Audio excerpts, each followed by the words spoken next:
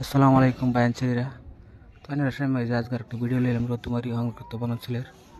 তো জানো নি রতুমারি হংকৃত বনাঞ্চলের মধ্যে যে উচ্ছেদ হয়েছে। তো এগুলি মানুষ শিবিরও আছে, সানকলার শিবিরও। তো ভাই বড় মানুষগুলো বাদ দিলাম, যে ছোটো ছোটো কোন ফুলাবানগুলোর দিকে ছায়া ভিডিওটা ভাই এরমভাবে শেয়ার করবেন যাতে বিশ্বর মাসে দেখতে পারে।